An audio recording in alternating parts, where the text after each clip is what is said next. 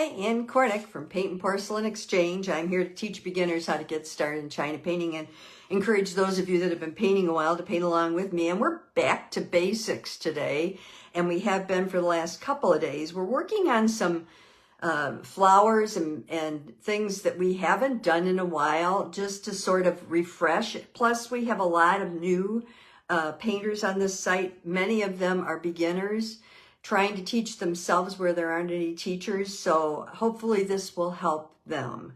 We're working on violets, and last week we did the violets with kind of a pink or a purple, a pink or a blue and a purple. And I think that helped a lot, helped people understand that there are different colors you can use on violets. You don't have to use the same colors that everybody else is using. So this is what my violet looked like when I got it all done. First fire. There are a couple of things on here that I noticed, and we'll talk about those in a minute. If you're new to China painting, you need a sander. I use this, you can get these from Maryland or Dallas, China. They're squares, they're sponge on one side, and they're actually a sanding block on the other. And anytime you fire your china, the first time, the second time, any other time, you always sand it with this. Exceptions are, you don't sand luster. So for those of you that use luster, you don't sand luster, you don't sand matte paint, and you don't sand enamel or anything that's raised. So if you use base for raised gold and it's raised, you don't sand those things. Because if you sand those, first of all, with the matte, it'll obviously take the matte finish off to some degree, and it'll also give you, just mess it up terribly. Same thing with anything that's raised. With the luster, it'll scratch it. So avoid doing that on those things. You don't sand. Now, I wanted to decide what colors to do. And as I tell you guys frequently, I play before we come on, and I play either the night before or the morning of, and I tried to come up with colors. So going along with the color wheel that we talked about last week, I just wanted to show you how I went about doing that. We used both pink and blue and purple on this violet. And so purple's the predominant color, and opposite that are yellows. Now, I don't know about you, but I don't want to put yellows behind this. Not my thing. I don't like yellows with purple, never have liked them. I might do it in a couple places just to make it look like there's light, because in China painting we use yellow as light, but no, I'm not going to do that. On my color wheel, if I don't want to go across, then I want to go side to side, and here you see this is like in the heliotropes, the pinky heliotropes, or the blues. And so that's what I decided to do on this. Now, of course, my favorite colors are blue. My favorite color is blue. So, and I want depth right here. So see where these come together right here? I want depth in that area. So, of course, I'm going to opt for dark blues. Now, I tried navy, but navy was just too bland and not dark enough, quite frankly. So I'm going back to my old friend blue-black, or another one that's not quite as dark, but still has kind of the same properties, is Dove Gray. And I really like Dove Gray. So I've added a lot of dark colors to my palette this time. Let me just show you. Okay, here's the Lori Pink, the heliotrope, and the dark purple that we had last week.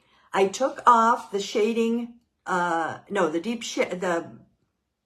cool shadow, and I added Tahiti instead. It's a darker blue. It's kind of like a deep blue green on the blue side, okay? But it's also bright. It adds a little brightness to it. I left on chartreuse and shading green. Shading green has blue in it, so it will complement a blue background if I do it. This is moss green. I have black. That's going to be for the whiskers this time. And there's my Dove Gray. Here's my my blue-black down here. See the difference? They're kind of the same family, but the Dove Gray is actually lighter. It's running a little bit too. I put darkest green on here, but I also put and where is it? Black green on here. Because I think on this fire, I need a lot of depth. And so I like dark things. If you don't like dark things, this may not be for you. Then I also have canary yellow. But my yellow fired pretty well, so I'm not too worried about that. I used canary last time. Elderberry. Elderberry is a pinky purple, and it's a bright pinky purple. I tried several. I have a Roman purple. I tried ruby. But I don't like ruby because ruby, if I put it on, it always fires different than I expect. And I really don't care for it. So elderberry kind of is true to form. So I went with elderberry. And there it is right there, because it will fire about the same as when I put it down. So that's kind of what I did. And then, of course, I have black, I think I told you that, and yellow red. Yellow red is for that little dot in the middle of the violets. I want to put a background on this. We talked a little bit about backgrounds. We talked about the shaded background, which is this. You can see my shadow leaves there. That's kind of a minimal background. I'm not sure how far I'm going to go with the background on this. Oh, one other thing I wanted to show you. You can see here, this little blob. If you'll remember last week, I had turpentine on my brush, and I thought I got it all up, but I didn't. And when it got fired, it destroyed that petal there. And it also destroyed the little, what is it? The little stem I had coming down here. So I'm going to put those back this time. So if you have a problem like that, it's not the end of the world. You can fix it. And I will show you how to do that. Now I'm going to start with my background. But because I've already got my subjects on here, I can pretty much freely go over the whole thing with background. So I can put the background in back in this area without any problem. So I'm using my Turpenoid Natural. And I've already experimented, and I think I like either blue-black or dove gray. Now let me show you. This is the blue-black. And I'm just going to put it here. And the reason I'm doing this is because I want depth behind these violets here. So I'm going to have to wipe them out, obviously, after I get the blue-black on them. But I'm kind of going around. I'm also adding blue-black to put this leaf behind the other and give a little shadow there. There we go. Now, okay, I got the blue-black on, and I got it on pretty dark. I kind of like that. Maybe down here I can pull it out a little or pull it back. I just don't want it quite that dark in case it sets up while we're doing this. Now I'm going to go to dove gray, and I'm going to come up in here. Now see, the dove gray is about the same as the others, but not quite as bad. Now, how do I know what I'm doing? I'm just slapping it on, pulling it around, trying to get a nice background for this. And down in here, I think I want a little something. I just decide if my sun's coming from this side, I want the shadows and the background to kind of be here. There we go.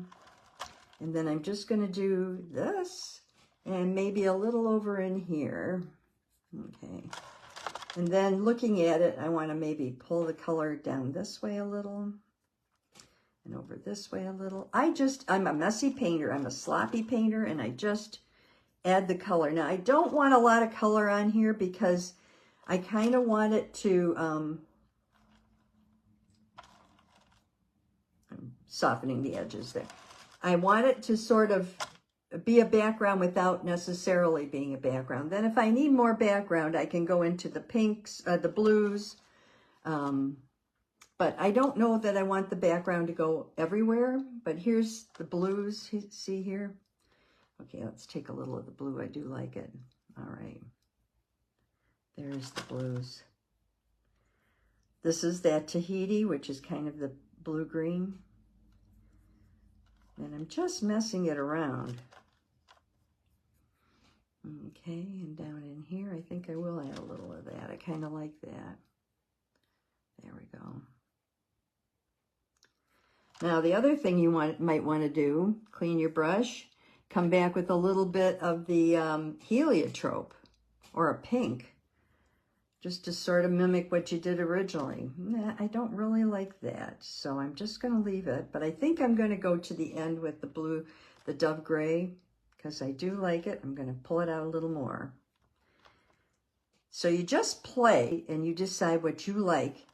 And if you like it, it's fine. You don't have to worry about somebody else's requirements for what a background should look like. So it's subjective, whatever you like. Okay. So it gives it a little background, but not a whole lot of background. This is the other tile that it's going to go with. So I think the two kind of go together. I don't want the background to be too dark. These are going to all be part of the same set. So now I need to go through and wipe out my my violets. And so I've got turpentine on here, and I'm just gonna wipe out a little of this. I want a little, I don't want to lose the highlights here. So let me start by wiping out my leaf. I don't want to lose the highlights. There we go. Okay. And then up in here, what you do in order to wipe out with turpentine is you dip in your turpentine like this, get all the color off,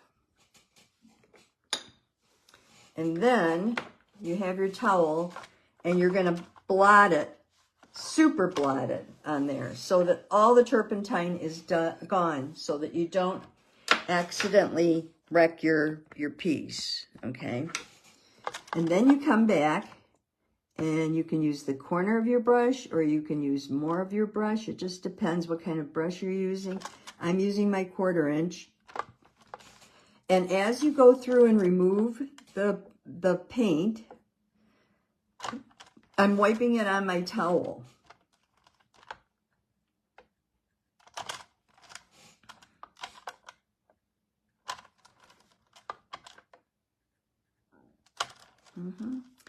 Now you can leave a little of the paint on there because you're going to eventually add some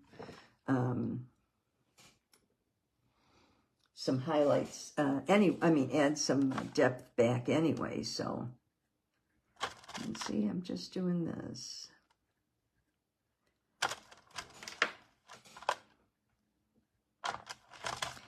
Actually, I should probably do it this way because if I pull towards the center, it will automatically put the depth in the middle. You sort of have to remember where you put these things. I have one here. I have a couple over here. Here's 1, 2, 3. And I think I have one back here. Okay. Oops. Shouldn't have done that. I think I can still do this here. There. Okay. And I have one right here. A little bit there. Now you could do this with an eraser. Erasers leave lines. You could do it with a Q-tip. Q-tips don't leave quite as much of a line. See, if you do a Q-tip, you get it this way. Pull it towards the center of the flower, and then that way you can use it. There we go. I'm using the Q-tip now just to wipe it out.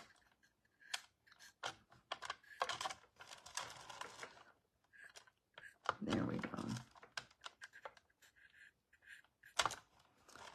Okay, and a little there, and a little there. I have a little dark up in here. I'll leave the dark there. Here's the one I messed up, so I'm just going to pull out a little of it.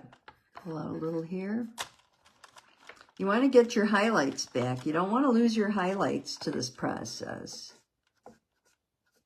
This guy up here, if he doesn't get pulled out completely, there's no big deal with that. Okay. I'm going to take Tahiti, full load, with a side load of the purple, I think, the dark purple. And I'm going to start with this guy, and we're going to just fill him in so you can see how the color is going. I like that. Okay, let's do a little more of the dark purple with the Tahiti. The reason I want the Tahiti is if you can see it up in here, it seems like the Tahiti adds a nice kind of punch to it. We're kind of doing like we did the last time. We're just going back and hitting the middle of it. And then I'm going to clean my brush and come back. And I want these to be a little more blue, so I'm going to use my Tahiti out here because I want them to have a real vibrant blue background. I'm just doing the edges of them. 1, 2, 3, there should be one down here too, so I pull that out a little bit. There we go. Now I'll take my Q-tip, or you could use your eraser, and I'm just going to pull out that middle. And here I'm just going to, there we go. And maybe a little along the edge here. And I can go back and clean my brush really well with turpentine and just pull out a little of this down here. I just want it to, okay, and we've got the middle there. See the yellow? And I'm going to eventually take, and I'll show you what I'm going to do in case we forget to do it later, because I've done that. I'm going to take my liner, put it in my yellow red, and just put a dot in the middle. Just a dot. Okay. Now, before I get too far along, I think I'm going to do the leaves in the background because I don't want to mess up these violets. So I'm going to use a moss green full load, and I'm going to try my dark, no, I think I'm going to actually go for my black green, and I'm just going to put the black green right here. There we go. How pretty. Yep, the black green just seems, I don't normally like black green, but lately it just seems to do the right thing here. Okay. And I'm going to take a little more of the black green and do right down the middle here.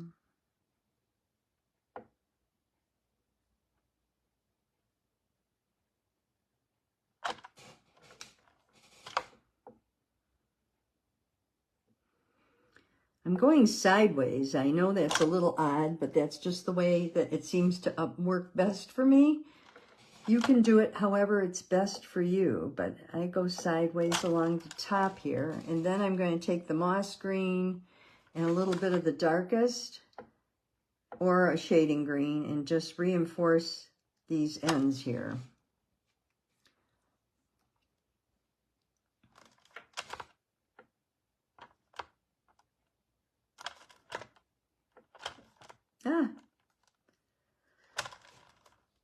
Don't like that there, so let me, there. Okay. There we go. Okay. And then I'm going to do the same thing on the other side. I want to get these guys done before I get too far along with the other. Now, I think I'll use darkest green over here, but here I'm going to use the black green because I want this to be under. So, where's the black green? Here we go. There.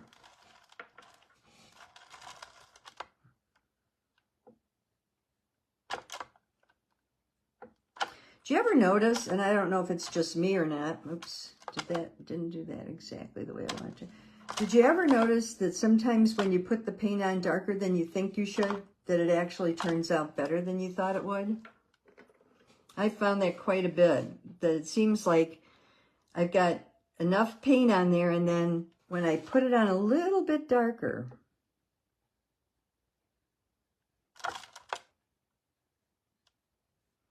and remember with these leaves, they all the veins all come from the top.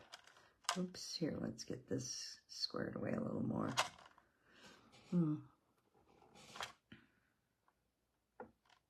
I'm using those C strokes around there.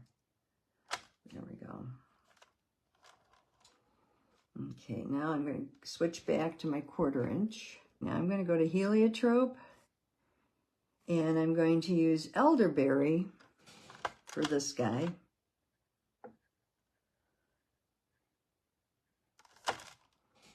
I love elderberry.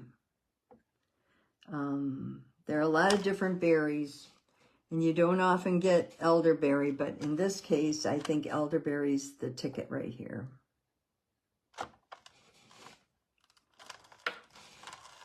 Pulling towards the center.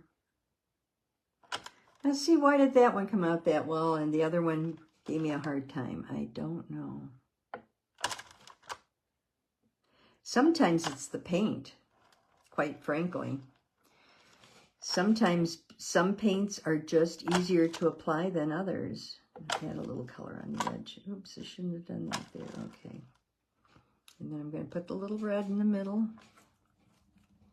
Let's clean it out. There we go. Yeah.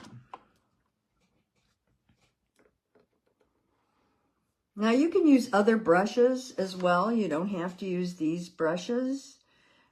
You could use a rounded brush and get a similar result. I want this to be more purple up in here. Don't forget you have a tile, so if you're concerned about how dark you're going with something, you can always test it on your tile before you move it up onto your plate or whatever you're painting. This is just pure dark purple up here. That's just a suggestion of a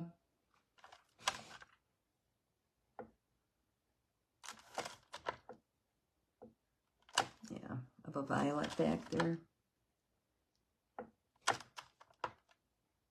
Elderberry again. I'm going to do this guy in elderberry.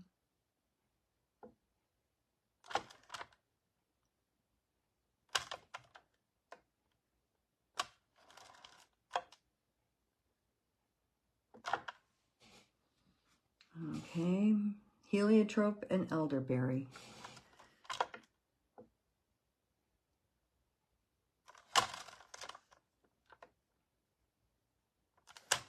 I'm doing that because I want to show you the various ways you can do violets. So we don't want them to be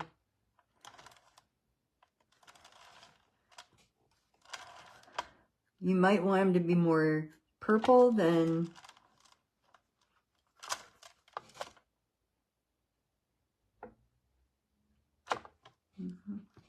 might want them to be more purple or pinky purple than the darker colors. So this is just to show you, you can add other colors to it. There we go. And I'm going to put my little red in the middle. There we are.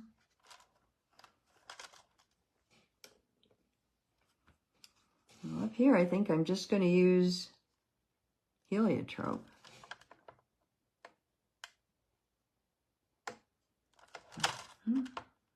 I'll pull it down towards the center and down towards the center. There we go. And this should be down towards the center. Yep.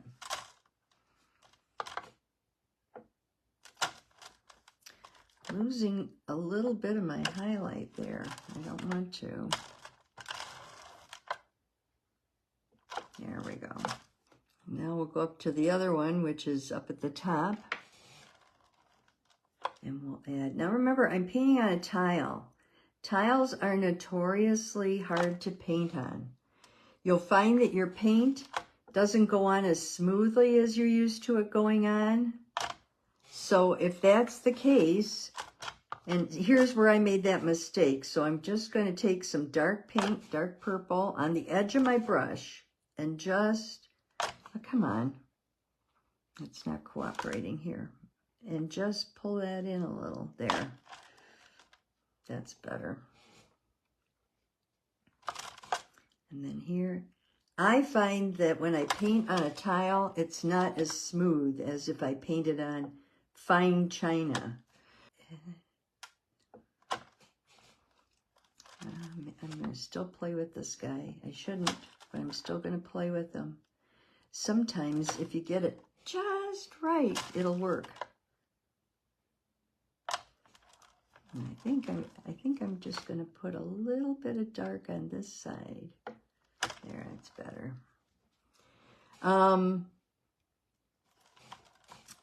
If you paint on fine china, you'll actually have a better outcome than if you paint on a tile. So for those of you that are trying to do this and you're doing it on a tile just because I'm doing it on a tile, I'm going to turn these into coasters. So in the long run, I think they'll look fine. But when you're painting on a tile like this, you can see that they get a little more grit to them. I'm just going to add a little green here. There we go. A little more green there. A little more green there. There. Okay.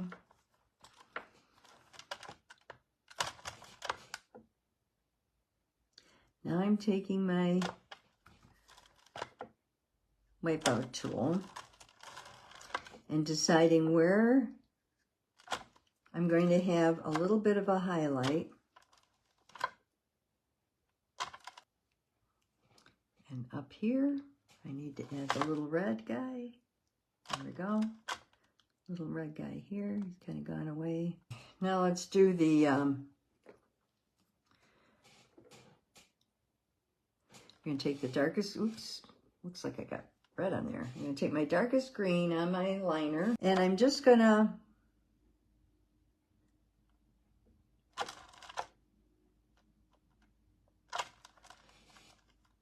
dip it in my darkest green and just add back a couple of these that I lost. And up here,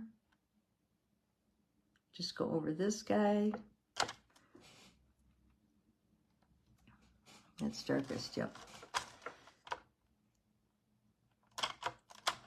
This guy got totally lost in translation, so I think I'm just gonna, there.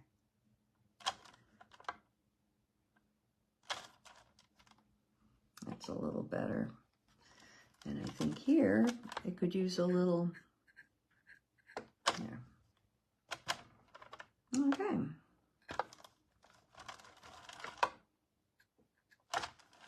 This needs a little bit of yellow right here. I'm using yellow red for my red in the center, but I also let this fire so that the yellow, you know, is not going to eat the red, but I'm going to put a little bit of yellow around the outside, just a little. And then let's get the darkest green down here. I want this a little darker. This is going to be tricky, so I'm going to turn it.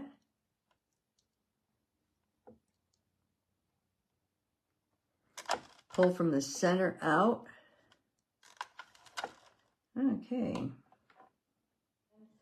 But the strokes show up more on the tile. I don't know if you can see, but the strokes in here really show up quite a bit more on the tile than they would on regular china.